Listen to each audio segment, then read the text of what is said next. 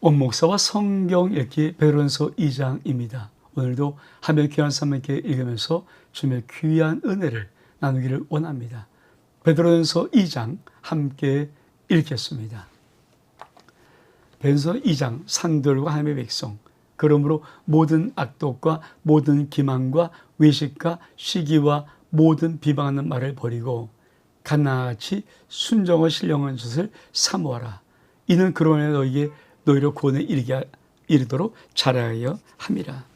여러분, 이 베드로전서 1장은 산소망과 하나님의 소망 가진 자들은 거룩한 삶을 살아라는 말씀의 메시지라면, 베드로전서 2장은 그러면 어떻게 우리는 성화된 삶을 살아가는 방법이 뭔가, 요거를 아주 말씀하고 있으며, 뒤는 이제 그런 단계들을 몇 가지로 말하고 있습니다.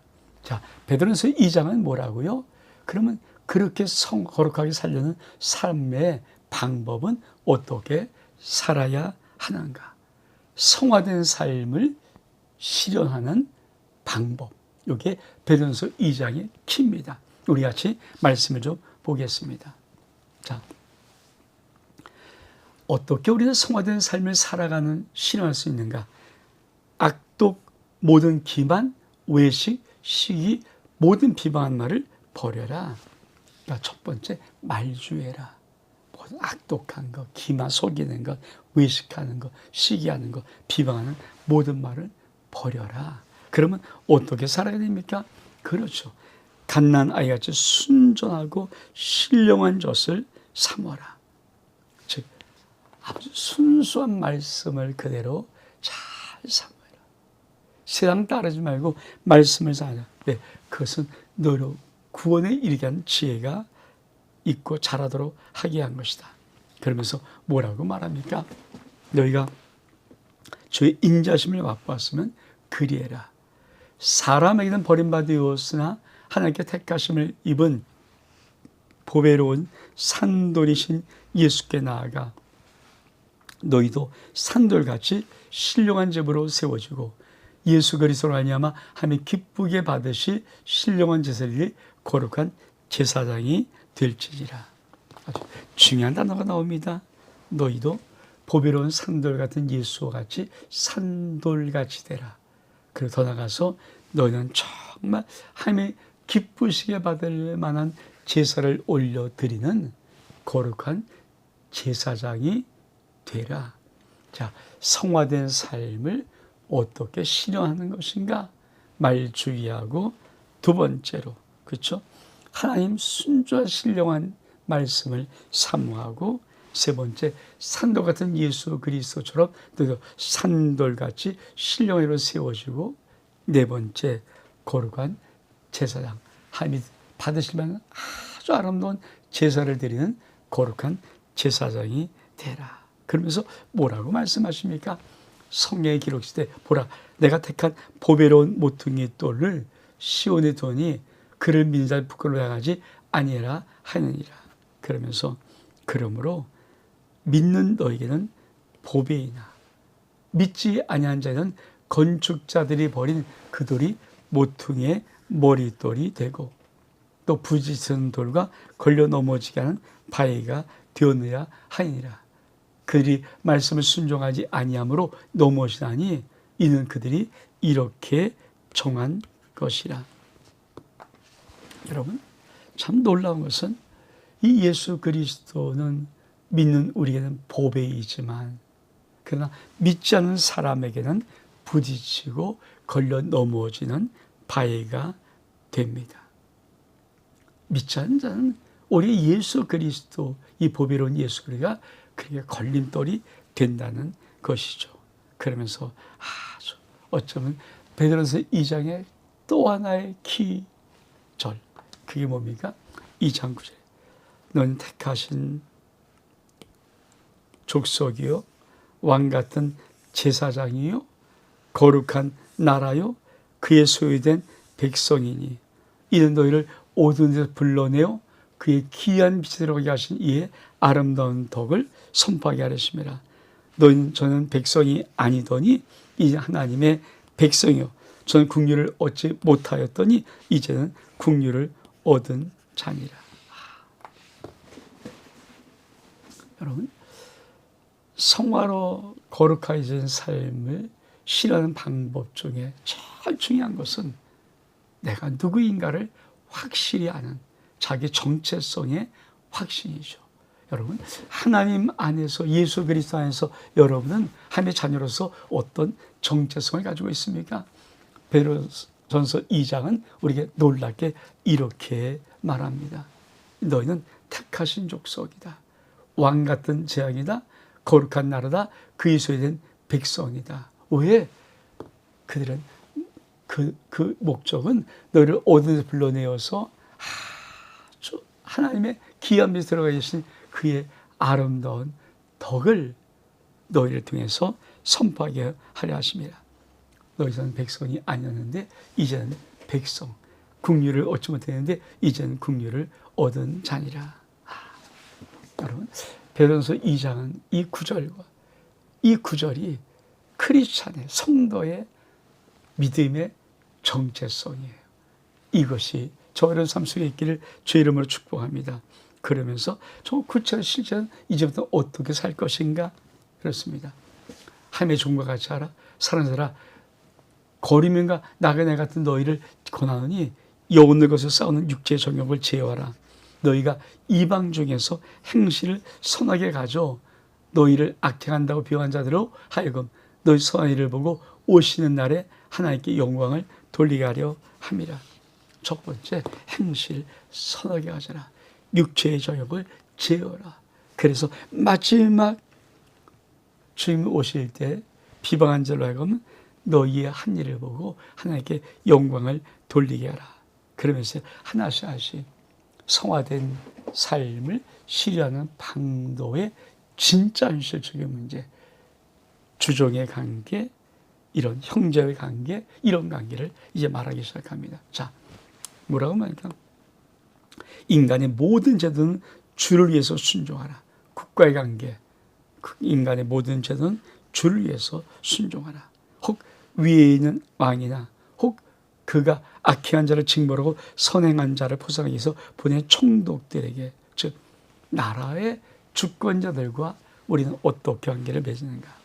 또 어리석은 사람의 무식한 말로 막으시는 것이라. 너는 자유가 있으나 그 자유로 악을 가는데 쓰지 말고 오직 하나님의 종같이 하라. 무사람을 공경하고 형제를 사랑하며 하나님을 두려워하며 왕을 존대하라. 여러분, 크리스찬은 실질적으로 어떻게 성화의 삶을 나타낼 수 있습니까? 첫 번째, 국가의 주권자의 관계에 잘 복종하는 것으로, 그리고 형제를 사랑하고 서로 공경하는 것으로, 그 다음에 주종관계, 그리스도에 대한 사환들아 범사의 두려움으로 주인들에게 순종하되 선하고 관용하는 자들에게만 아니라 또한 까다로운 자들에게도 그리하라. 부당의 고난을 받아도 하나님을 생각하고 함으로 슬픔을 참으면 이는 아름다우나 죄가 있어 매를 맞고 참으면 무슨 칭찬이 있으리요. 그러나 선을 행함으로 고난을 받고 참으면 이는 하나님 앞에서 아름다우니라. 이를 위하여 너희가 부르심을 받았으니 그리스도도 너희를 위하여 고난을 받으사 너희에게 본을 끼쳐 그 자신을 따라오게 하셨느냐. 여러분, 주종관계가 이 실질적인 삶의 관계는 먼저 우리가 어떤 나라의 백성이면 그 나라의 위정자의 관계, 나라와의 관계. 두 번째, 우리는 모든 생활 속에서 주종, 우리의 그러니까 사람들이 있고 우리가 직원이고 할 때 주종관계 있는 것. 그래서 이런 것을 어떻게 할 것인가? 나에게 뭐 잘해주고 관용한 이런 자들이 아니라 까다로운 자에게도 순종해야 된다. 그리고 부당하게 고난받을 때 잘 참고 아름답게 지나가라. 만약에 죄가 있어 매를 맞고 참으면 무슨 칭찬이 있으리요. 그러면서 이렇게 말합니다. 자, 선을 행함으로 내가 선을 행함으로 고난을 받고 참으면 이는 하나님 앞에 아름다운 것. 이를 위해서 너희가 부르심을 받았다. 왜? 예수 그리스도도 너희를 위해서 고난을 받으려 너에게 본을 끼쳐 그 자체를 따르가셨다. 그러니까 이 사회적인 삶의 관계, 성화된 삶은 그냥 대임하고 고소하고 이런 것이 아니라 때로 정말 의를 행하다가 때로는 어떤 나의 삶의 신앙을 지키려고 했던 것에 고난을 당하면 그 고난을 잘 참을 때 그것이 하나님 앞에 아름다운 것이다. 왜? 예수님도 그렇게 고난을 당했다. 그 고난 당하시는 우리로 예수의 고난의 자체를 따라오게 하는 것이다. 그러면서 예수의 고난을 말합니다.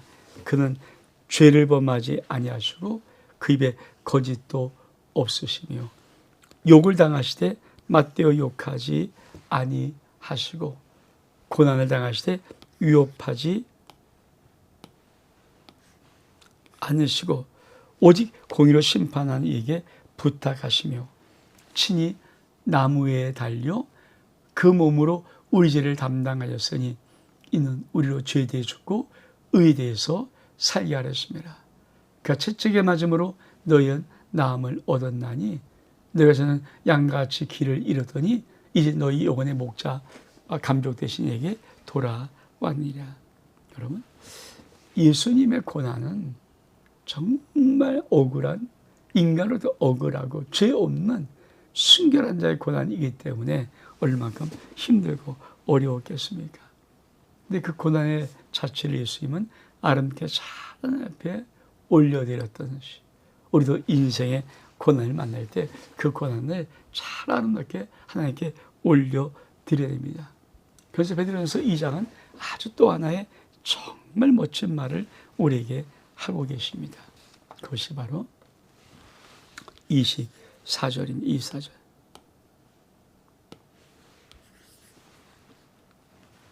24절. 친히 나무에 달려 그 몸으로 우리를 담당하였으니 이는 우리의 죄를 짓고 의대에서 살게 하심이라. 그가 채찍에 맞음으로 너희는 나음을 입었도다.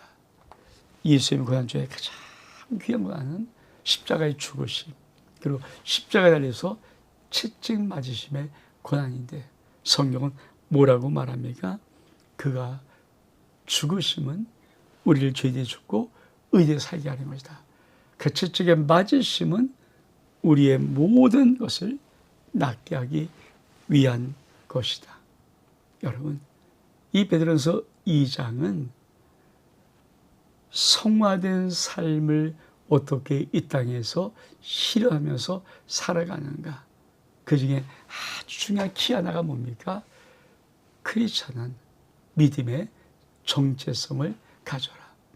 우리는 왕같은 제사장, 택하신 족속, 거룩한 나라, 하나님의 귀한 백성입니다. 이 은혜가 저와 여러분 삶 속에 있기를 주의 이름으로 축복합니다. 온 목사와 성경 읽기 베드로전서 2장 여기서 마칩니다. 샬롬.